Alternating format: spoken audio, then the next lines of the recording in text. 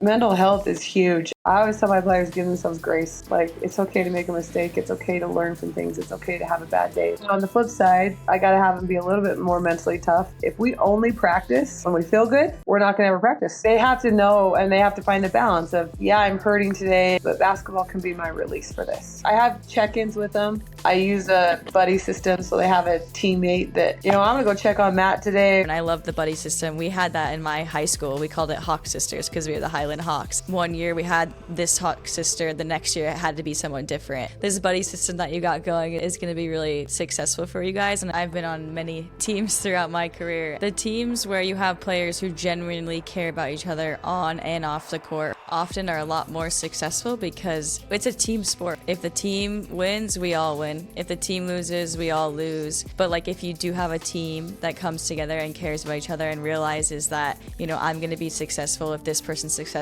So I want to make sure they know the plays. I don't want them to feel lost. I've been on teams before where I feel like it's not been that way. It's like, oh yeah, they're lost. That means I look better. That happens sometimes, and unfortunately is detrimental to the team.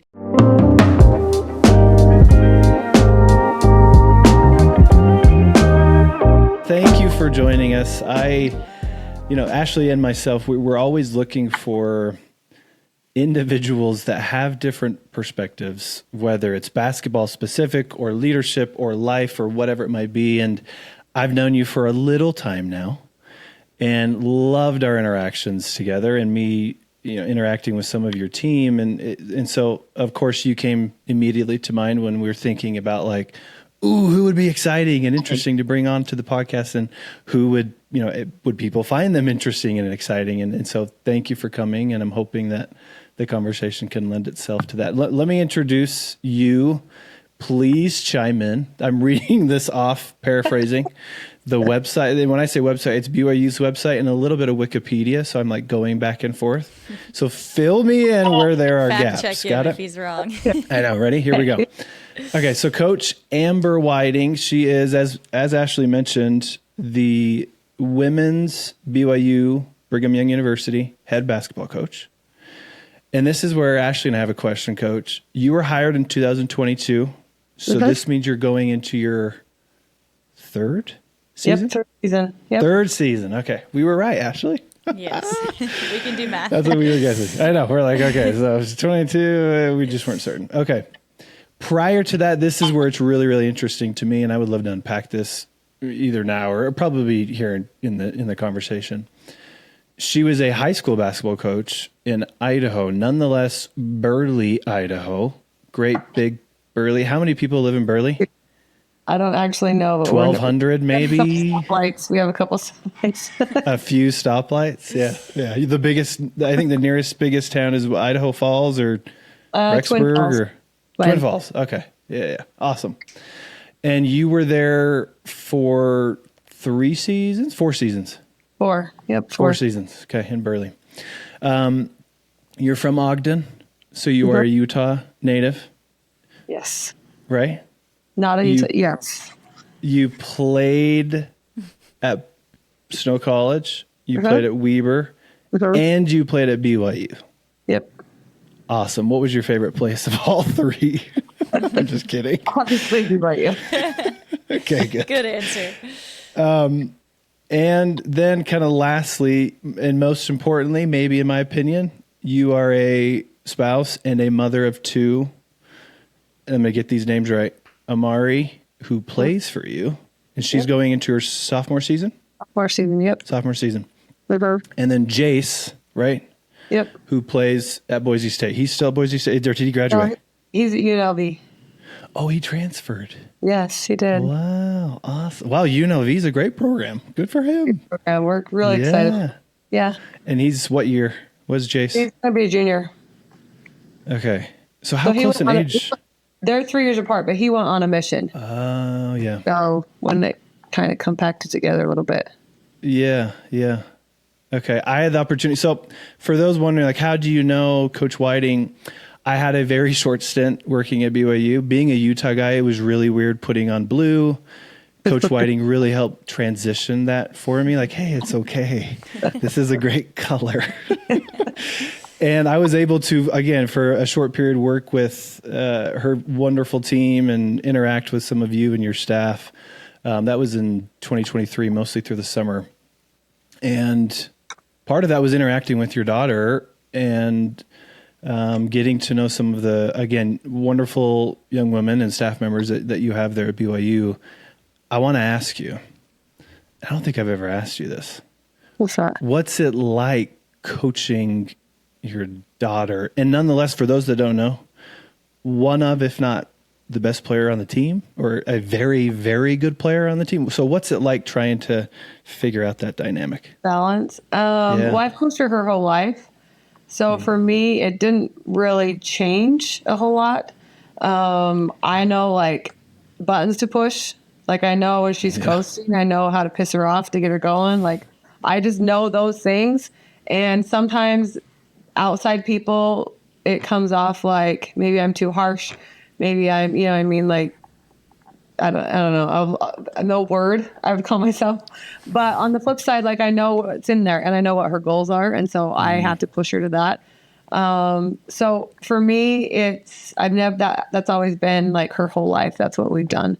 And so there's a lot of things where we try and draw a line. Like I don't let her call me mom in practice or anywhere. Like when we're in the mix, it's Amber coach, just like every other player. And she learned that like kind of a hard lesson in her freshman year of high school. She came to practice and, said she had some something on her hand, and she said something about the trainer. She needed to go get taped. And then she said, Mom. And I kind of flipped on her and I was like, what did you call me? And she said, Mom again. I said, hit the track. And so all the seniors, juniors, everybody kind of watched her. She ran the rest of practice. And that's just, she knew better. And so that's how we've always handled it. And so we try and put it in a box. And then a lot of times at the end of the season, there are repairs that we have to do within our relationship, right? But we try and have those little times outside, like we'll go get our nails done or something every other week together, and we don't talk any basketball, right? Or I wasn't very good last year on film wise. I would, if she's there coming over for Sunday dinner, she moved out so that she could have the college experience. But if she came over for Sunday dinner, whatever, I was like pulling up the film. We're gonna do this, and it became not so good. And so my husband was like, look, you don't follow any other player home. You don't go to any other player's house on Sunday. So you're not going to do that here. And so my husband's really good at okay, that's the line. Don't cross it, And so he kind of keeps that balance for us. But we try to just package it. The mom thing goes up on top of the shelf. It doesn't happen. So yeah. And she won't tell me things that are going on within the team. She wants the trust of her teammates, which I've been blindsided by a couple things, and I could have got mad at her, but I understand, that's her thing too, and so she wants to be. I can't have it both ways, and so so it's an evolution. You're learning on the daily, on the monthly, what works and what doesn't. I don't think there's a perfect equation for something like that. I'm imagining it's difficult, but there's also some beautifully unique things about that as well, I think. Correct me if I'm wrong. Is she allowed to call you mom? Is she allowed to call you mom at home, or is it during season no mom at all? It's funny because we'll be out in public or at home, right? And she'll call me Amber, or at somewhere, and she'll call me Amber, and people think that's so disrespectful. Yeah. And actually, that's for me. It's better. You know what I mean? Yeah. And so she does call me mom at home, but it's more Amber, a lot more. Yeah, that makes sense. Yeah, that's really cool. I feel like you guys have it, you're doing a really good job at that. I feel like that could be pretty difficult for people, but it sounds like from my perspective, I feel like I'm probably closer to your daughter's perspective of wanting to keep the trust of the team. I feel like I do that with my husband as well. He'll see that our team group chat is kind of buzzing, and he'd be like, what's going on? I'm like, sorry, I can't tell you, or it's something I don't want to talk to you about, just because keeping that respect of your teammates is huge. So that's really cool that you guys have that relationship, and that she also has the awareness to keep that as well. Yeah. And if you know her, when she loves hard, she's just she's loyal to it. You know what I mean? Yeah, for sure. She'll go to bat for them. She'll stand up for them. even fight me on something if that's the case, right? And so and I love that about her. So I'm like, well, I never want to take that away, you know? That's cool. She was maybe committed or recruited heavily, obviously by a lot of colleges, but was at least contemplating going somewhere else. And then what swayed her to go to BYU and to follow you and to follow? She actually had committed to Oregon, to Kelly Graves. And That's right. That's right. When I got the job here, she committed before junior year because she was just done with the recruiting process. She had narrowed it down to her top 6, taken all our visits. She was just like, in recruiting, every kid has their own journey, right? And so some kids want to drag it out and go to every single thing and decide very last minute before they sign in their senior year. Other kids just want to get it done. Like, she was just that kid. She just knew where she wanted to do, get it done. And so she committed to Kelly, played her whole junior year. She did great. And then the job opened up her spring of her junior year.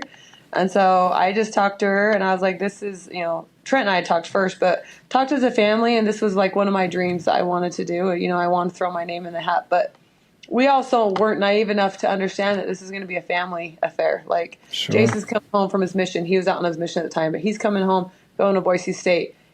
Amari would be going to Oregon. I would be coming down here. And so it wouldn't be like we would be together very much. And we're a very close family. So we all actually I asked my family to fast and pray about it individually, because it's never like, I got my answer, so everybody has to go along. You know what I mean? Mm-hmm. So everybody kind of had to have their own thing. And so when I got the job, I went out recruiting, and I didn't go watch her because I'm not recruiting her. Does that make sense? Mm-hmm. And so I was out watching other people. But as soon as I got the job, I did call her. And I was like, hey, my kids. Was she downstairs when you called her? No. Okay. I got the job. My kids were home. And Okay. I had Okay, good. FaceTime with both of them because Trent was with me, and told them. And so, then they came down, and we were headed out to our last tournament. But I, called her back that night, and hey, I just want to offer you, make sure you know. And she's like, what are you doing? And because we decided this was my thing and my dream, and that was hers. And so I said, well, I'm not going to be true to myself unless I do that, And so anyway, went out recruiting, didn't go watch her because I wasn't recruiting her. And so she came home from the first time, and for the first live period, and she's like, wait, are you never going to see me play again? And I was like, well, these were our big girl decisions. Like, yeah. She's like, well, is Dad going to be there? And I was like, he will probably split between me, you, and Jace of the colleges. So you'll probably get, maybe a third of him. And then she goes she kind of like, I could see the wheels turning, right? But she's like me a lot of the time, where if I try and make her do something, it won't work. So she'll come out, swinging. So She needs the autonomy. Yeah, just let her do her thing. And so she said to me, she's like, well, do you think I can fast and pray about it again? I was like, of course. I'm all down for, you know what I mean? And me and Kelly had talked out on the road, Kelly Graves, and we just had been like, is she really going to stay true and come? He was questioning it, you know what I mean? And he's like, your daughter won't go with you? He was just, and it's like, as of right now, no, this is what she's doing. And so then when we got home on weekends, she just, after all was said and done, the summer was over, because him and I sat on her last tournament together and had a lot of conversations, and she just came home and said, I think I want to come to BYU. And I was like, I was ecstatic, obviously, but I said, she had to call Kelly and tell him, and he was really, really good. He was like, Amari, I always knew you were going to go with your mom, loyalty and families above all others. And so it was a good thing. So, wow. Yeah. Amazing story. I've never heard that story. Yeah. Wonderful to hear. I love it. That's so cool. Okay, so pulling on this string of Idaho and you coaching in high school, correct me if I'm wrong, but there's not a lot of D1 coaches that jump from high school straight to the head coach position. This is true. So what made you able to do that? What was that experience like? And unpack that for me. Honestly, applying, you get in your head, this is your dream, right? To coach at the D1 level. But for me and how my life had unfolded, after I got done playing and graduated, my husband had a job overseas playing professionally. So he was in Italy for 12 years. And so my kids were born, I homeschooled them, and then they played on various they call them mini basket teams over there, and kind of traveled around and did stuff. But I just loved watching Trent's, his coaches, and I loved watching the strategy. I loved, like, I mean, he would watch film every night. I'd watch it with him. Like, not that I was like trying to but I was just like, it was, like, I couldn't get enough of it. He would come home with those playbooks, and I was just like looking at him. I mean, it was really cool for me to see that side of things. And then we started a basketball club called Hard Knocks when Jace was like second, third grade, and that's what they would play in the summers. So I actually managed that. We had 23 teams by the time I got the job, and I had to quit. And then I coached 2 coming up through. One of them was Emma's team, the older team, Emma Calvert, and then the other one was Amari. And so they were a little bit apart, but then Amari would play on the older teams too. And so I got to bring those girls through. And so I just loved coaching. Like, that was one of the major things for me. And then I was coaching with Natalie Williams on the Ditto circuit, and she's the Aces GM right now. And so when the job opened up, she had actually just got the Aces job. And so she left her club to me. So I was running the Ditto circuit club. It was NWBA, Natalie Williams Basketball Academy at that point in time. So that's what I was running. And so, I mean, I was dealing with college coaches all the time, right? And there's rules and there's live periods and all the things that you're dealing with. So you're dealing with it anyway, as far as the rules and compliance and all that goes, So I was familiar with that. And then the recruiting process of both my kids. And then when the job opened up, like, obviously it's a dream. So I, threw my name in there, and never, not once, thinking that they would actually pick me. Like, I'm just going to throw that out there. Like, wow. you just don't think they do, like, you have all these hopes and dreams and what you're going to do, but you don't think they do. And so every interview I had, I just remember going into it before just saying, I have to be myself. I have to be myself 100%, because if they hire me, they have to hire me for who I am, not who they think they're getting. Does that make sense? Yeah. So little by little, like, I did like Brian and Tom's interview, and then I went to Vice President Borkink, and then President Worthen, and then it was like, and when I got to him, it was a little bit like, whoa. This is real. It's real. Like, I was kind of like, now I'm going down the line, you know what I mean? And I didn't understand at the time, but they kind of whittle it every single time, right?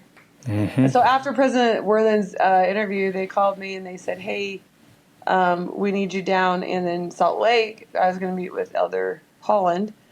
And it was on the day Jace was coming home from his mission. Oh, wow. And I just remember thinking, your kid comes home once. Like, you get that feeling once, right? And I was just like, I can't be there. I'm sorry. And the lady was like, what? And I was like, and I kind of explained it. She's like, I'll have to call you back. And I was like, okay. And I just remember getting off the phone and my heart sunk, like, no, but then she called me back and she said he could do it the next day. And I was like, all right.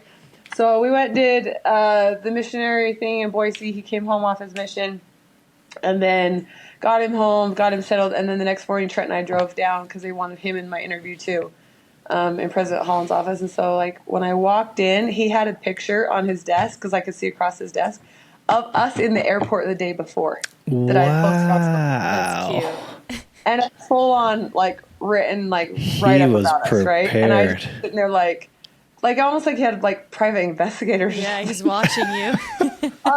And I just remember thinking, this man is going to speak through my soul. Like, you just get this little bit of, like, am I good enough? Like, panic mode, right? And so I sat down in his office, and he broke the ice so quick. He was like, why is your daughter going to Oregon? Like, just like that mean. And I was like, well, she prayed about it. He's like, have her pray again.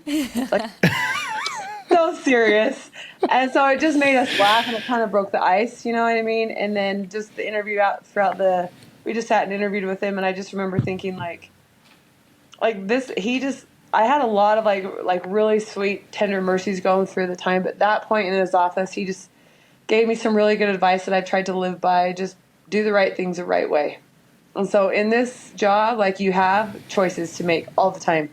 And that's always, like, my mind, like, do the right things the right way. Like, I always have to operate in that manner, because then I know I'll be staying true to what I was told to do. Does that make sense? Mm-hmm. Anyway, so then I left, or I went to leave, and I asked him if I could have a hug, because that will never happen again. So that was a fun time. And then when I walked out, like, I just remember turning to Trent and being like, if I don't get this, like, I'm going to die. You know what I mean? Like, I just wanted it so bad, and you just have that feeling. And then they called me down to come down to Provo.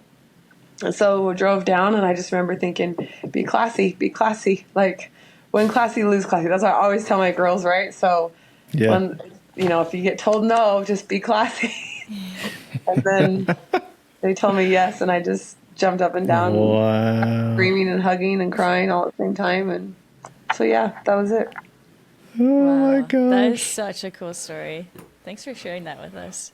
Yeah. Yeah. Wow. It's There's a lot so too. many When people things. say, "Oh, you just went from high school," like that whole first year, I took hits. Oh, I So I had bet. to get off social media. I did Yeah. off of everything because it was coming. It was coming hard. Yeah. My son kind of got into it with the guy on Twitter, and I said, "Nope, everybody's off. We are off. We are not engaging."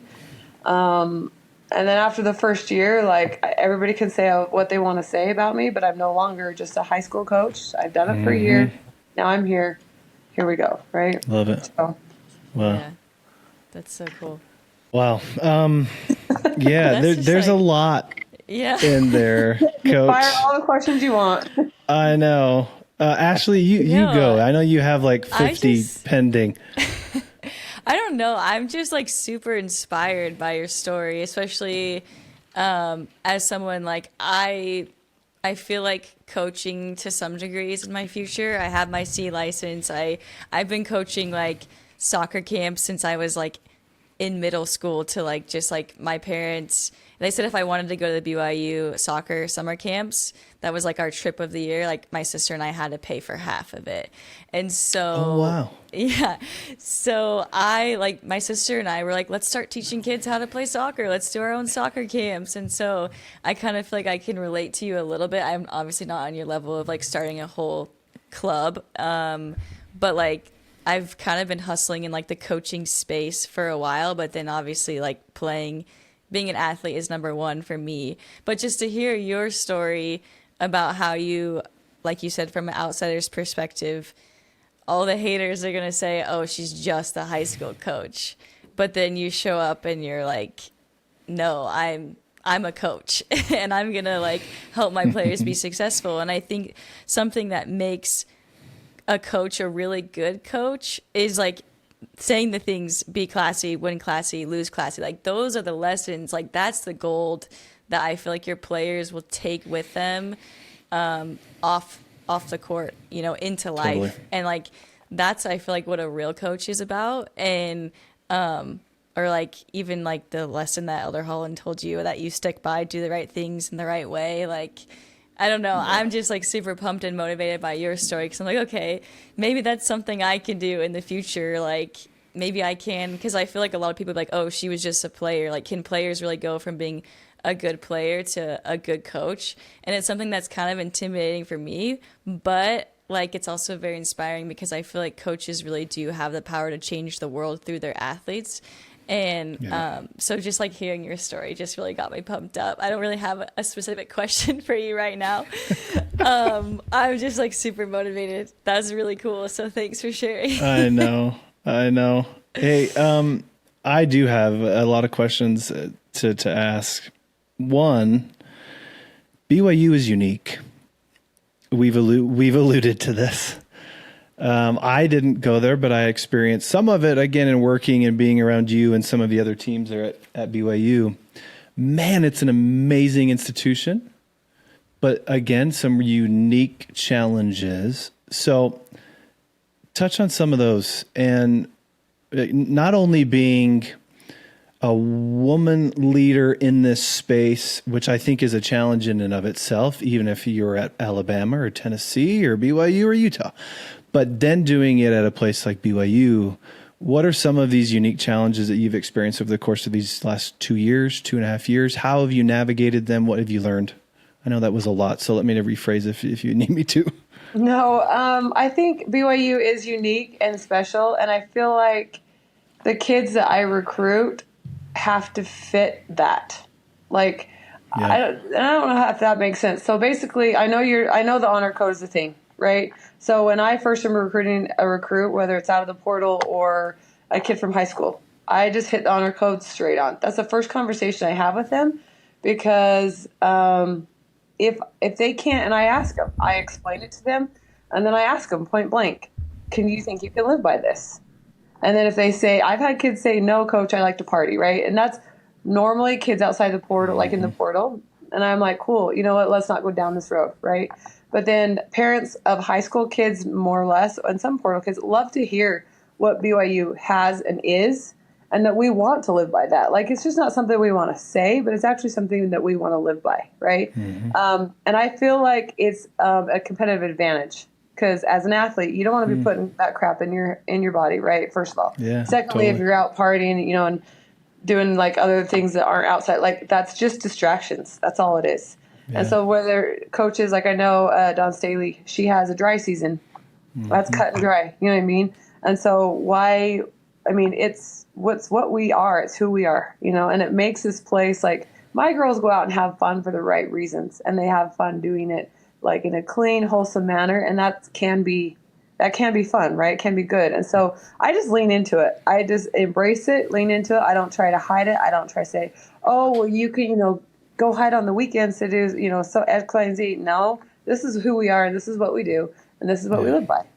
Yeah. And so if I just hit it head on like that, like I try and teach them, these women it's more or less like when you're talking about being a coach, like, you don't remember the wins and losses. You don't. You remember the relationships. You remember your coaches. Right. You remember what you learned while you were there.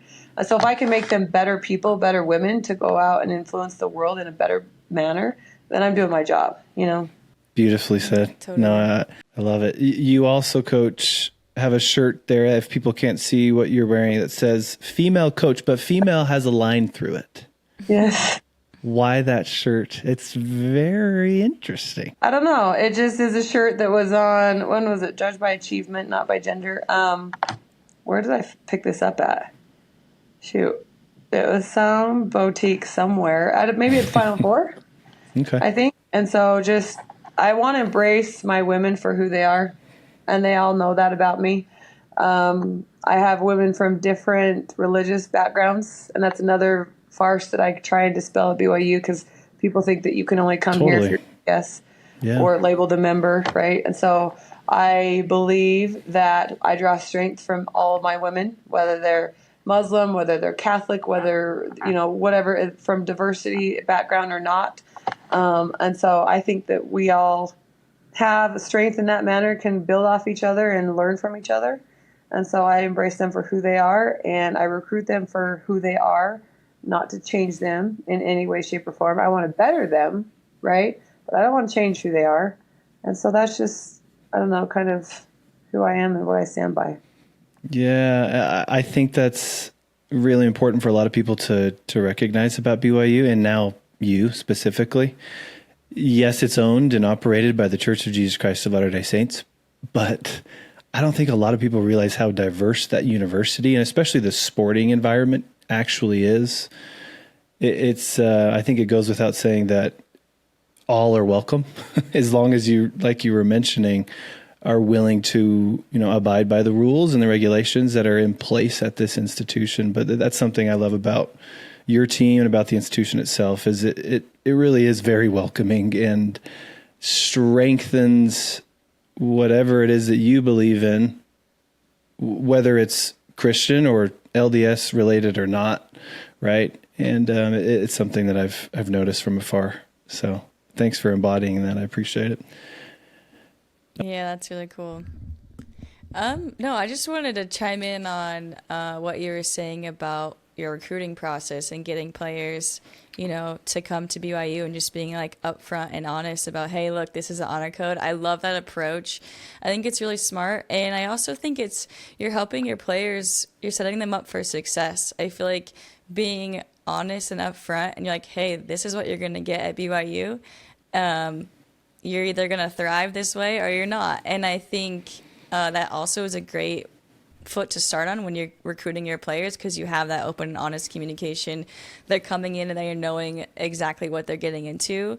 When I played at BYU, I was a part of a team where everyone was a member of a church, and that also was a really unique situation for me, because I've never been on a team where every single person was a member of the Church of Jesus Christ of Latter-day Saints. But being within like the sport community at BYU, it was really fun to have conversations with other athletes who were not quote unquote members, but were of another faith or weren't religious at all, but we usually had this common ground of like, we like to live our lives this way. And usually it was because of the honor code. And like you said, if you're an athlete that's serious about your craft, whatever it is, like, you're going to want to take care of your body and your mind. And like, these are the things that are going to set you up for success. And so I really hate this like perception mostly from people who don't understand. When I tell them I went to BYU, it's like, oh, you weren't allowed to do anything. And it's like, I hate that. It's like, no, actually, the way I lived my life allowed me to do so much more. And it's just the way that, people perceive it and the way that you take it. So it sounds like you're doing a great job with your recruits and being open and honest with them. And it sounds like it's paying off by the girls that you are getting to come play for your team, which is really cool. Well, don't you hate and I love that the church made it like they call it religiously diverse now, instead of calling it members and non-members, because think about how inclusive or excluding that is, right? Totally. And I mean, I have people who, even applying for my assistant job, they didn't think that they could work here because they weren't LDS. And so like, that's a huge perception, right? And we are all inviting, all welcoming. And so like, I think 2 of the 4 transfers I got were, they were religiously diverse. They weren't members, right? So like, but even those 2 girls, those 2 women have taught my own team right now so much, even about, they're just good people. So when I say that's who I have to recruit here, like, I just have to recruit good kids. And if they can live and abide by who, then it's just going to strengthen. I have she turned pro, but my little girl from Spain, Marina, she would pray for us in Spanish. And she was Catholic, right? But every time she said a prayer, like, I got chills. Yeah. Didn't know what she was saying, but I could feel, you know what I mean? Totally. And so for me, I want them to feel that here. Love that. And then when they leave, hopefully they can become a better person because of that. You know what I mean? Yeah. Yeah, that's so cool. I was talking to a friend the other day who's, I think, agnostic, and she said, there's a lot of ways to be a good person in relation to religion and sexual orientation and whatever it might be. And so to have that inclusivity, I think, is inspiring and important, and especially for these young women coming into this, it's such a pivotal, influential period of their lives. And if they can leave with this diverse perspective, knowing that there are many wonderful human beings in this world, Christian or not, I think is really, really important. Okay, I'm going to pivot with a question that I want to tug on recruiting. Okay. And NIL. So when I was with you for the short period I was amazed at how much you had to do that wasn't coaching. How recruiting this and NIL this and putting out this fire and putting out this fire and doing this with staff. And then it was like, then we can do some X's and O's and actually do some coaching. What's that like, having to spearhead a program at this level? And I mean, was your perspective change coming into this role? I mean, did you think it was going to be 90-10 with 90 coaching and 10 putting out fires? And how has that flipped? What has that experience been like? I thought it would be 90% of the basketball and 10% all the other stuff. But I quickly learned that that's flipped, right? But I feel like my staff, I want to put the best around me, right? And so, like, as I've done that, like, Lee's taken on offense this summer, and he's running with it. And I love to just like walk into our staff meeting and Lee said, he'll say, Coach, I'm going to work on X, Y, and Z. And I'm like, I love it. Let's go. You know what I mean? Or we bounce back and forth. Like, what do you think about this? You know, and we can talk hoops. But at the end of the day, he's going to instill it. He's going to know what we're doing. You know, like, he's going to own that. And I just love, and then it just it takes a little bit off my shoulders, not think that, trying to overthink everything. Delegation. Yeah. And so that's, if you're talking about like coming into this job, my main challenge, I think, as far as like what I didn't know would be a challenge, was the delegation part. Because if you think about it, in high school, you do your scout, you mop the floors, you get the balls there, you do everything, right? And so managing the amounts of people that I have, right, and getting everybody on the same boat rowing the same direction. That's probably like my biggest like challenge in of itself, because you have assistant coaches, you have SIDs, player development, film, Dobo, executive assistant managers, guy squad, like strength and conditioning. Like there's just a lot, And so when I say a whole staff meeting, I want everybody in the room, because these people all are dealing with our women, And then we have our staff meeting that's just the coaches, and then so it's just, there's that part for me I wasn't prepared for. And I'm learning to like balance it, if that makes sense. Like, like I don't always have to be on the radio. It can be an assistant coach can rotate through and take things on the radio, like after game interviews, so I can go be with the team. Just, and to kind of like delegate more in that manner. So, well, and it speaks to your point earlier of taking your time when you're hiring somebody like an assistant coach. You need to make sure that you're able to, with full trust, rely upon that delegation so that they can do a good job. I think every single person on my staff is unbelievably unselfish, right? So they just give, like, everybody lifts where they stand, but then they help everybody else in what they see needs. And I just, like, I love being in here with them. And I got my master's in PLCs, professional learning communities. And it's basically like, the strength is togetherness. The strength is not an individual, me like dictating to everybody, right? And so just everybody buys in. Everybody brings their ideas to the table. Best idea wins. So it's not just a you like pointing fingers. Do this, do this, do this. It's, hey coach, what do you think about this? Everybody has ideas. Nope, let's do this. And then we all jump on board and we go with it. And so it's not like a individual thing, it's more of collective, and that has to be how it is up here in the offices, because then it goes down to the players, and that's how it has to translate. It's not only you trusting your staff, but your staff have to trust each other, right? Like everyone has to have some form of trust in what the strength coach is saying and the head athletic trainer is saying and the assistant coach is saying, etc. And I think that's imperative. With that holistic development in mind, coach, what role do you see, or what role have you seen mental health, mental performance playing with you and your team? We've had a lot of challenges that are outside of basketball, right, with either individual players or things like their families or whatnot. And so mental health is huge. I feel like we don't take enough time. I don't know. I feel like a lot can be like technology, maybe like the, women or the player athletes, they, everything's perfect on social media or whatever, right? So they have to be that. And so just taking that out. But I always tell my players, give themselves grace. Like, it's okay to make a mistake. It's okay to learn from things. It's okay to have a bad day, right? Yeah. But then on the flip side, I got to have them be a little bit more mentally tough. Like, if we only practice when we feel good, we're not going to ever practice.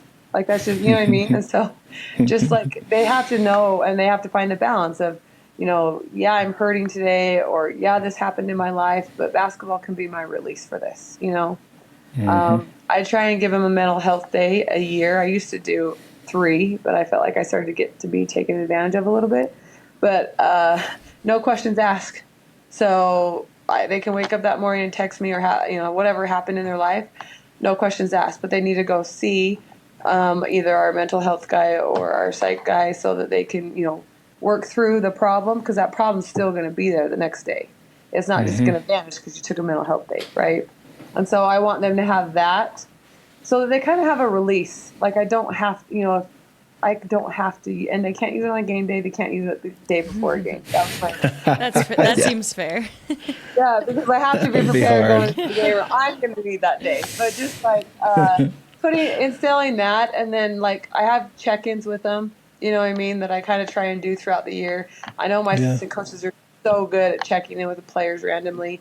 I use a buddy system, so they have a teammate that. Oh wow, yeah. I'm gonna go check on Matt today, or when you walk in, you can see. I have a Yeah. really, I have some girls that are really perceptive, though. Like, I walked in one day, and she walked up to me and gave me a hug. She could see it all over my face.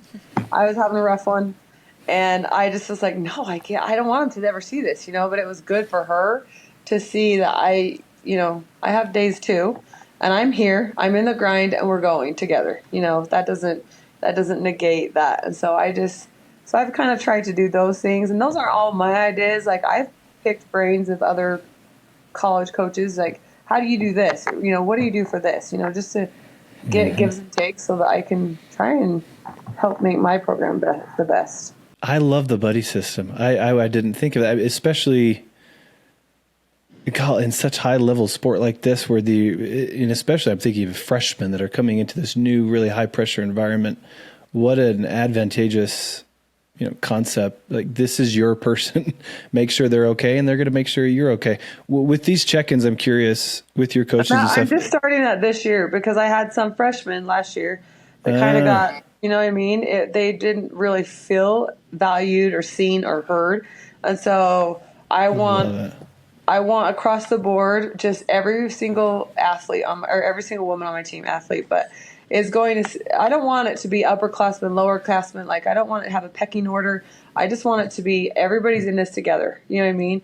And I don't want it to be like, oh, freshmen, you're carrying bags, or like they're the crap, right? Like, I want it to be like they're valued, they're seen, they're heard, they have a voice, and it's just as important as that senior leader as well. And so I've seen a big change in my team. I was just going to ask. Yeah, I've seen a huge change.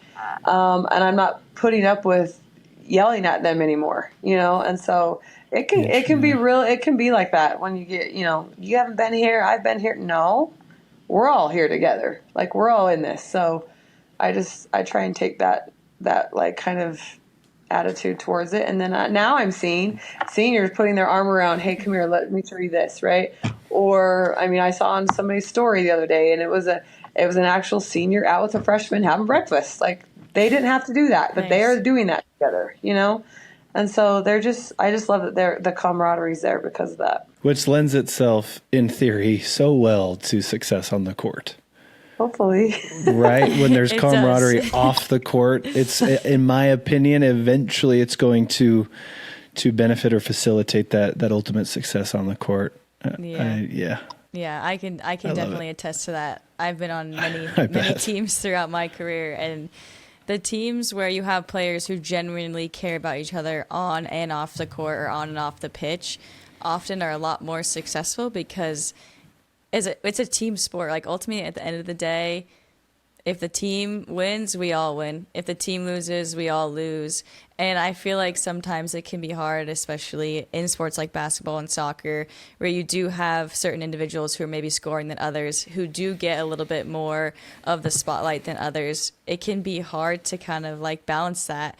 But like, if you do have a team that comes together and cares about each other and realizes that, I'm going to be successful if this person's successful. So I want to make sure they know the plays. I want to make sure, I don't want them to feel lost. I've been on teams before where I feel like it's not been that way. It's like, oh yeah, they're lost. That means I look better. That happens sometimes, and unfortunately is detrimental to the team. So yeah, that's really important. I love the buddy system. We had that in my high school. We called it Hawk Sisters because we were the Highland Hawks. And so every year it was different too. So if we had one year we had this Hawk sister, the next year it had to be someone different, which I feel like allowed us to just like get to know each other, and like totally whoever was my Hawk sister, like I got to know them really well that year, and it was really fun. So I think this buddy system that you got going is gonna be really successful for you guys. And I think basketball is really unique because you do have a smaller roster, smaller team, like compared to soccer. So I think you guys can all just get so much closer, and you can have so many more like meaningful, engaging like conversations with smaller groups. So I think that's really cool. I'm excited for you guys this year. I am too. Yeah. I mean, and we the same, like, I don't want it to be their weightlifting partner. I don't want it to be somebody that they already are close with, right? I want it to be somebody completely different. And so, yeah, I'm trying it. Hopefully it works. Do you give them autonomy to choose who it is, or do you choose it for them, or how does it work? I'm curious. Yeah. So you text them, be like, hey, so-and-so, here's your buddy. They're like, oh, freak. Yeah. And just because if there is trust, right? But I just Sure. I don't want it to be like you're already a person who you already don't, you know what I mean? Yeah. It's got to be something you don't know as well, who you don't, and you can kind of see that organically, Yeah, you have a perspective Totally. that they don't have because you're seeing it from a little bit more zoomed out, and you know all the players each individually in different ways. So I feel like it makes sense for you to make that system. Yeah. You're the head coach. Right? Yeah. Huh? You're the head coach. You can do this. You can say if not. Coach, speaking of that, I tell coaches all the time, heavy is the head that wears the visor or the crown or whatever you wear on your head. Maybe you don't wear anything. And so, yes, it's vitally important that the mental health and emotional health and spiritual, physical health of your student athletes, of your players, are healthy. What about you? How are you as a head coach doing? How is this experience of being the head person of a D1 program taking its toll? What are you learning? What's it been like? I have a lot more gray hairs. I don't know if you can see We can't see them at all. Don't worry. Can't see them. Can't see them. No, I have, it's balance. I've learned that like very early on. It's a high stress job, obviously. So how do I handle that stress, And so that was one of Tom's questions. And I didn't really, when he said it to me, I was kind of like, he's like, what do you do when you're stressed? I was like, I go on walks. Like I just put my headphones in and I listen like spiritual stuff and I just go, And he's like, that's a good one. That's a good one. And then I didn't really understand it. Now it's like I walk every night. Like, but just like having like making sure my spiritual side, taking time for that. It's like that's my inner peace. And if I'm right there, like if I'm good on that, then I can handle a lot more, I feel like. Does that make sense? Spiritual resiliency. Your inner peace and you're spiritual, you're good. Then balls can be thrown at, one day at a time. Like I vent a lot to my husband. That and then he helps. always, and he's always just like, I'm just supposed to listen, right? Yep, just listen. Don't fix. say anything. Yeah. And I run every morning. That's another thing, and it's just for my mental just clarity. I get a lot of I don't know how you say it, but a lot of clean, not clean thoughts, but clean, oh, this is what I need to do. It's very clear. You know what I mean? Yeah. And so I just like running. Well, there's a whole bunch of literature that can back up moving the body and how beneficial it is psychologically and emotionally. That's why physical activity is recommended for everybody. So if you're not physically active, go on a walk. Okay, here's kind of my last question. I love asking this question to people like yourself. Mm-hmm. When have you failed? What was that like? And what did you learn as a result of that experience? A really early lesson that I learned when I was younger.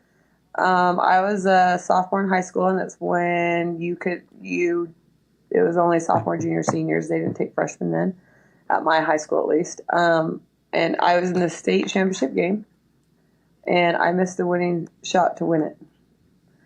And I just remember Gina Butter, she was my coach. She played at the U. She's an amazing coach, but she just put her arm around me, and I just remember her telling me that this moment can't define me. And that's a huge lesson that has stayed with me for my whole life, right? How am I going to turn around tomorrow? Am I going to walk back in the gym and work, or am I going to go cry all, for months on end that I did that, right? And so even today, when if we lose a game or if we lose something, that moment that game doesn't define our season, doesn't define our career, doesn't define anything, right? And so last year, I actually used that actual learning lesson with one of my athletes in our very last game. She probably doesn't care that I share it, but she was heartbroken after the game because she missed a free throw to basically win it for us. And she led the country in rebounding. And so you don't you don't get to use that moment right there, that little tiny bit, to define your whole entire career, your whole entire everything, right? And she was devastated and crying, and like I just picked her up and I talked to her, and I told her that moment can't define you. Like, what are you going to change? What are you going to learn? The challenges for me, when I look at challenges, they're opportunities to rise, you know? And so for her, like, how are you going to rise out of this? How are you going to teach the next generation? What are you going to learn? What are you going to take away from this? And so I always tell my girls that, I mean, there's a few things, but can't let your highs get too high or your lows get too low. You know what I mean? And so that moment, it could have been real, real low and sent her into a tailspin, but no, that doesn't define her. She's so much more than that one tiny little moment, you know? And so that's a huge one that I try and teach them and have them learn from. And heck, I still learn from that every day. You know, like, did I do what was right? Should I have called that timeout? Should I, you know what I mean? There's woulda, coulda, shouldas after every game. But you can't continue to beat yourself up. You got to learn from them, move on, come back in the next day, because it doesn't stop. The grind doesn't stop. And so just go again. Coach, you know what I call that? Resiliency. Matt's If it's not word. one of your core, if it's not one of your core values, it should be. For me, it's adversity plus positive adaptation. That for me is resiliency. Inevitably, you're going to fail and have these ups and downs, but what are you learning as a result to just get a little bit better? And so I think you are wonderfully resilient. So continue to be wonderfully resilient. And I know that will pay dividends for your team and your staff as well. So thanks for showing that and saying that. Appreciate it. Yeah. Ashley, did you have anything else for Coach? I mean, I feel like we could sit here and probably talk for another 2 hours. I know. I don't want to hold her too long. But I just want to say thank you for coming on today. I feel like I learned a lot and also was just reminded of a lot of really important things, especially as a current athlete. I feel like a lot of these lessons I can apply straight to my life right now in my career. So thank you. Yeah, I just want to wish you and your team the best of luck, even though you don't need luck, because it sounds like you guys are doing all the right things and working really hard. So yeah, just thanks again. Really appreciate it. I'll definitely be following your team closely this year. It's going to be fun to watch. So yeah, all the best. I would love it. Thank you. You guys, seriously, thank you. This is fun. Yeah, of course. Yeah, no, Coach, I have one last question. This is the most serious question. Uh-oh. If you and Trent played one-on-one right now, your husband, first basket wins whoever scores first. Well, no, so I guess you both had any numbers. Let's say to 3. Who would win? If he's smart, he's going to let me win. Good answer. That's awesome. I love it. Coach, thank you so much. We are cheering on the Cougs this upcoming season. When's your first game? Is it October? It's in November. Go Cougs. Thank you again. Yeah. Matt, that was amazing. Thanks so much for inviting Coach Whiting. I feel like I've learned so much. Me too. I feel very fortunate to have had her on. I mean, I think she's really, really good at being a human being while being a D1 coach. She's very transparent, which I just love. She doesn't really hide much. You know what she's thinking. You know what she's feeling. And like she mentioned, you know, that's a lesson I think she's had to learn with her girls. Like, oh, I can't show that I'm emotion or that I have emotion. But she's realized, no, I need to be human so they can be human and then we can all be the best humans together. So, yeah, I hope a lot of listeners find a lot of interest and intrigue in her experiences and what she had to say for sure. Yeah, she's definitely, you can tell she is 100% herself. Like, what you see is what you get. Whatever question you have, I know she's going to answer it honestly. I think that's what players want the most from coaches. And so I just really respected that from her. And I feel like I have a little notepad here. I wrote down so many lessons that I'm like, oh, I really like that.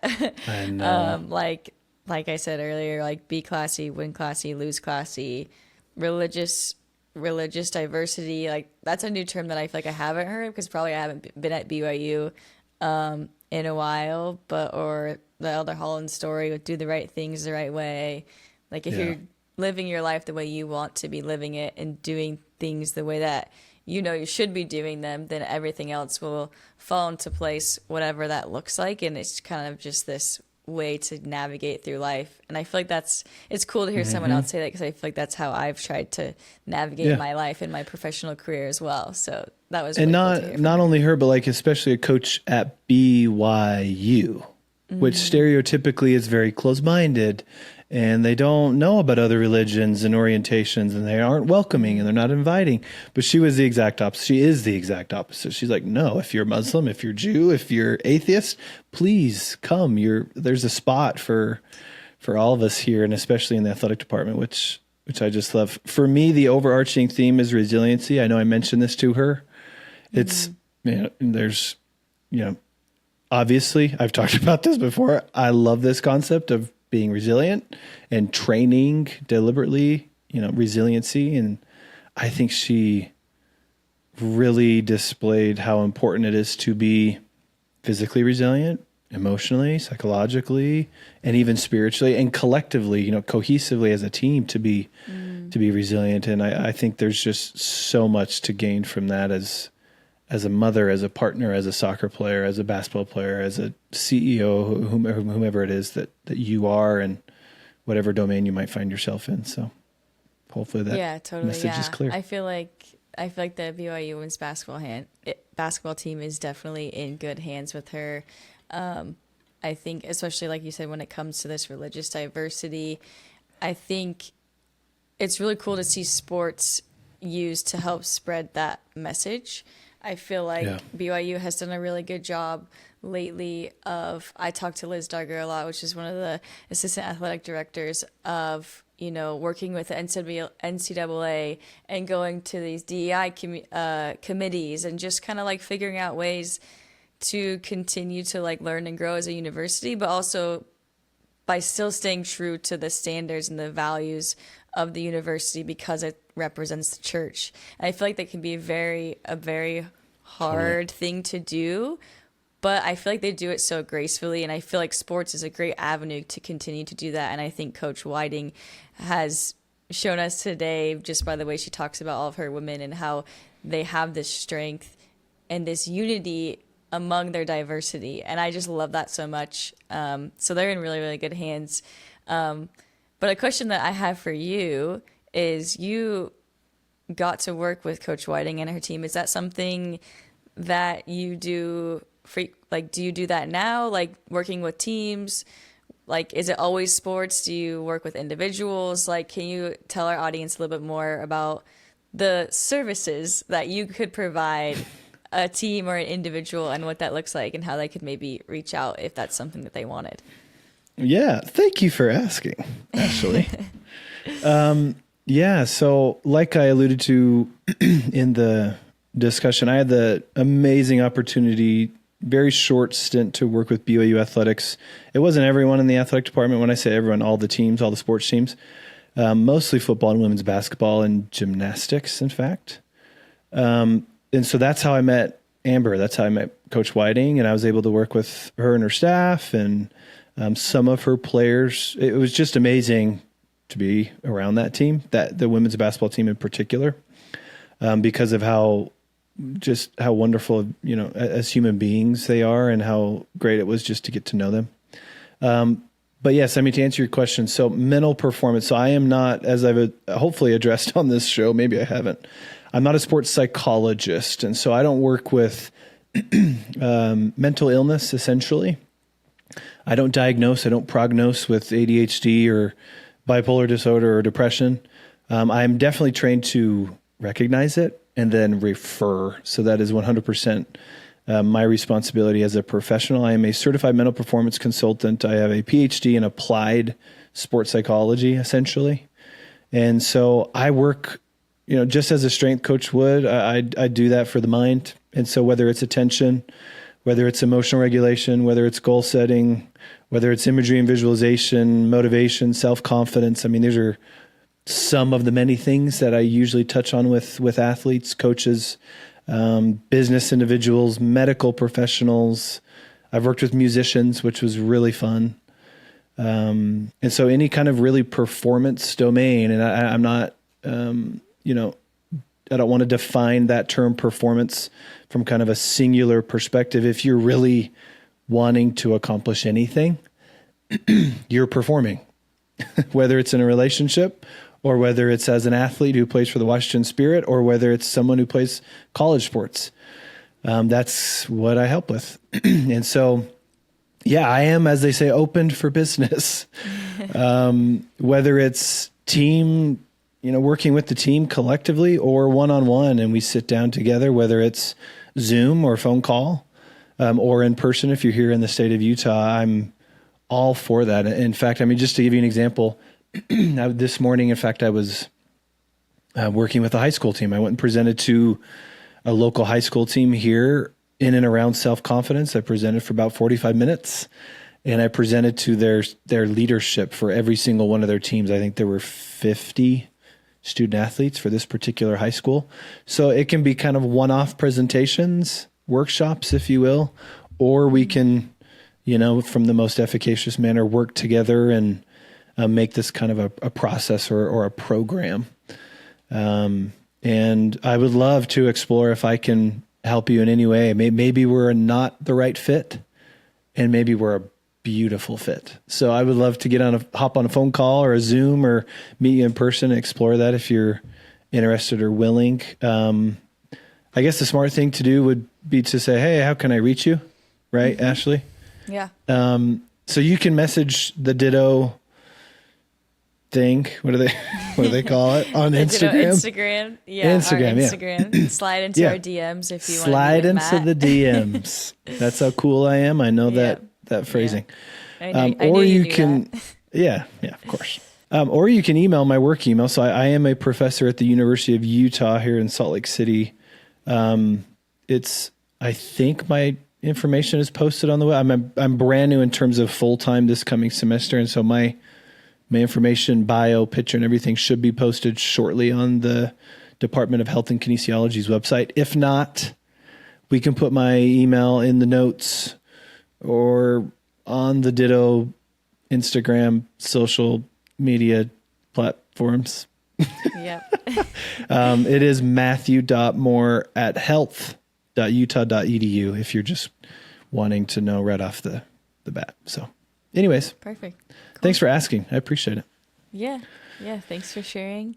Really important. I think it's cool that our guests have access to someone if they've never had any access or interactions with a certified mental performance coach. So yeah. Thanks. Thanks everyone for listening and tuning in. This was a longer one because I feel like we had so many great things to talk about, but I hope you enjoyed it. If you did, please like, subscribe, share, comment, all the good stuff. Everything. Yes. And we look forward to the next episode. Hope everyone has a great day. Bye, everybody. Thanks again.